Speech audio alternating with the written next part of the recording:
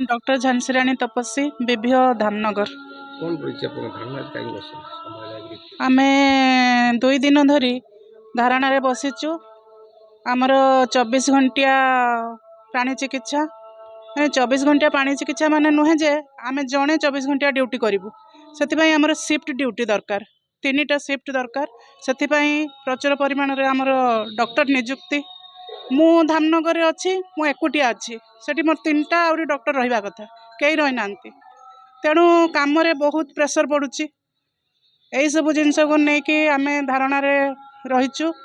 आउ केंद्र सरकार अधीन जो माने प्राणी चिकित्सक अच्छा से अनुसार आमर डीएससीपी एनएपी से सब आम दीर्घ दिन धरी दाबी कर आसुले सरकार आमर कौन दाबी को कर्णपात करूना। तेणु आम आज बाध्य होइकी आंदोलन रे ओल्लैचु। मु डॉक्टर चंद्रशेखर रथ additional district veterinary officer livestock production Bhadrak. आज आमर राज्य प्राणी चिकित्सा संघ तरफ भद्रक चैप्टर आम आमर 4 दफा दाबी को नहीं आम समस्ते मास लिव रे अच्छु। गत काली ठरू आमर धारणा आरंभ हेलानी एवं आज मास लिव रो द्वितीय दिन। मुख्यतः आमर 4टी दाबी को नहीं आम मैंने एठारे समस्ते आज उपस्थित अच्छु। प्रथमतः प्राणी मानंकु निःशुल्क सेवा प्रदान, स्पेशलिस्ट सेवा प्रदान एवं माने 24 घंटिया सेवा प्रदान प्रथम दाबी।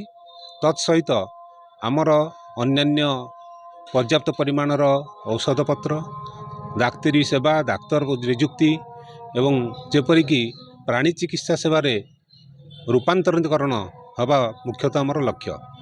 तत्पाई आमर जी डाक्तर नियुक्ति हवा एवं डाक्तर मानकर जो दाबी गुड़िक जो असंगति गुड़िक अन्यान्य को कैडर ऑफिसर मान सहित असंगति अच्छी से असंगति गुड़ी को दूरीकरण करने एवं केंद्रीय हार रे 7th पे कमिशन अनुसार केंद्र सरकार अधीन रे जो चाकरी करुँच प्राणी चिकित्सक माने तांको सहित समान करने दाबी यथा डीएसीपी एवं एनपीए दाबी रे आमे समस्ते सरकार तरफ आगको बहुत थर दाबी प्रदान करिचु।